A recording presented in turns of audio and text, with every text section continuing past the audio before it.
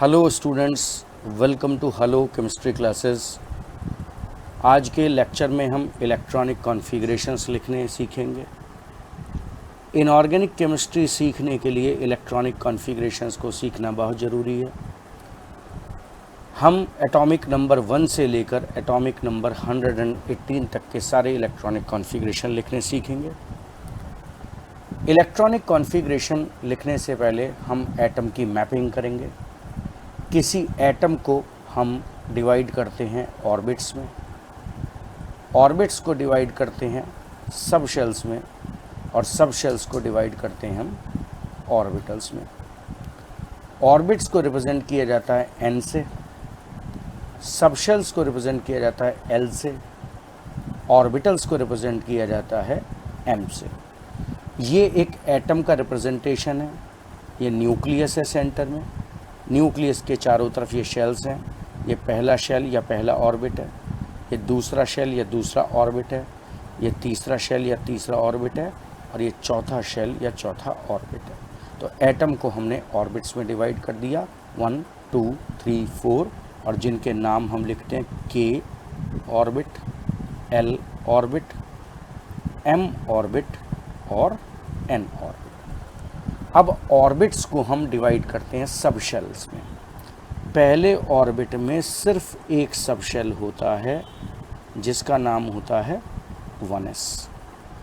दूसरे ऑर्बिट में दो सब शेल्स होते हैं जिनके नाम होते हैं 2s एंड 2p। तीसरे ऑर्बिट में तीन सब शेल होते हैं जिनके नाम होते हैं 3s, then 3p, and then we have 3d। और चौथे ऑर्बिट में चार सब शेल होते हैं जिनके नाम होते हैं 4s, 4p, 4d और 4f। तो अब हमने एटम को डिवाइड कर दिया है ऑर्बिट्स में और सब शेल्स में। अब s सब शेल में एक ही ऑर्बिटल होता है जिसको मार्क करते हैं हम 0 से। s सब शेल में एक ही ऑर्बिटल होता है जिसको मार्क करते हैं हम 0 से। p सब शेल में 3 ऑर्बिटल होते हैं जिनको हम मार्क करते हैं -1, 0, +1 वैल्यू से, -1, 0, +1 वैल्यू से।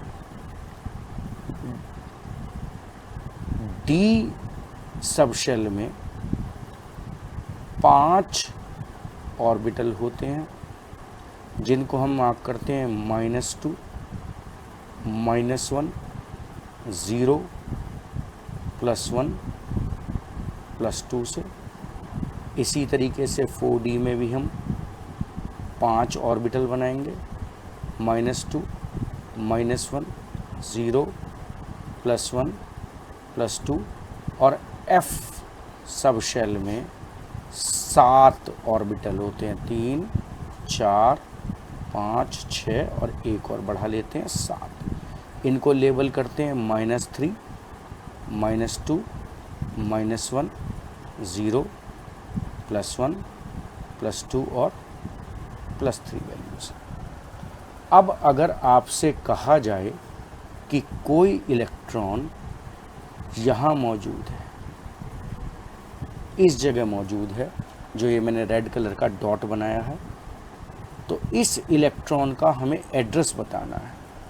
तो ये इलेक्ट्रॉन तीसरे ऑर्बिट में मौजूद है। देखो ये डॉट है, इस इलेक्ट्रॉन का ऑर्बिट नंबर है 3। इस इलेक्ट्रॉन का सबशेल नंबर है d। इस इलेक्ट्रॉन का ऑर्बिटल नंबर है 0, और इसकी स्पिन या तो होगी क्लॉकवाइज, या तो ये क्लॉकवाइज रोटेट कर रहा होगा, या एंटी क्लॉकवाइज। तो किसी भी इलेक्ट्रॉन के हम ऑर्बिट, सबशेल, ऑर्बिटल और स्पिन के बारे में बता सकते हैं। एक और इलेक्ट्रॉन हम लेते हैं। मान लीजिए कोई इलेक्ट्रॉन इस लोकेशन पर मौजूद है, तो इस इलेक्ट्रॉन के लिए n वैल्यू क्या होगी, l वैल्यू क्या होगी, m वैल्यू क्या होगी और s वैल्यू क्या होगी। इस इलेक्ट्रॉन का ऑर्बिट नंबर होगा कितना, 2, ये सेकंड ऑर्बिट में है। इस इलेक्ट्रॉन का ऑर्बिटल नंबर यानी l वैल्यू होगी p। इस इलेक्ट्रॉन के लिए सबशेल वैल्यू होगी p। इस इलेक्ट्रॉन के लिए ऑर्बिटल वैल्यू होगी -1 और इस इलेक्ट्रॉन के लिए स्पिन होगी या तो +12 या -12। तो orbit number 2, subshell number p, orbital -1 और स्पिन +12 या -12। अब आपको एक और बात मैं बता देता हूँ।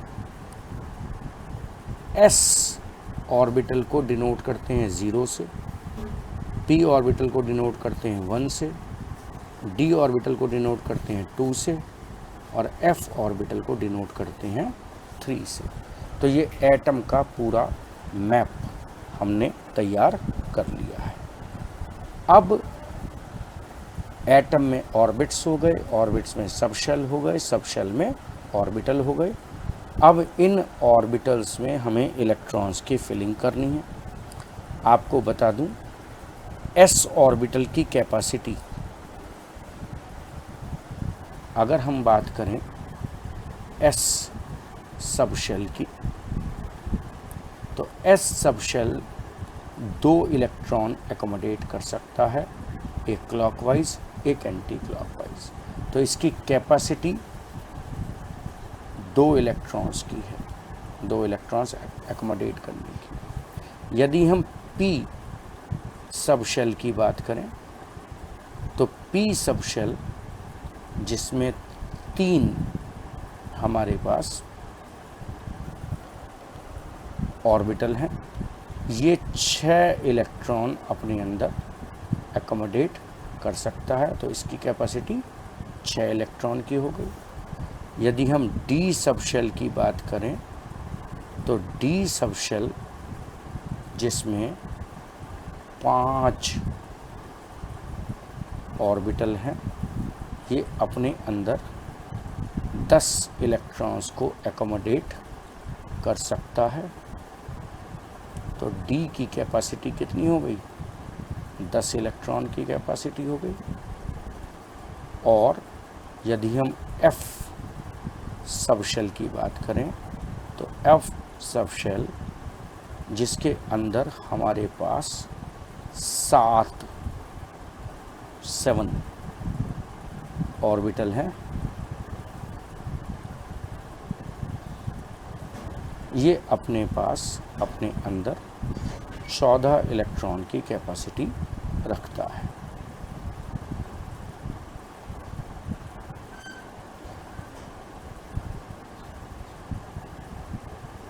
ठीक, तो ये s की कैपेसिटी 2 इलेक्ट्रॉन की है, p की कैपेसिटी 6 इलेक्ट्रॉन की है, d की कैपेसिटी 10 इलेक्ट्रॉन की है और f की कैपेसिटी 14 इलेक्ट्रॉन की है। अब हमें इन ऑर्बिटल्स को सीक्वेंस में लिखना है।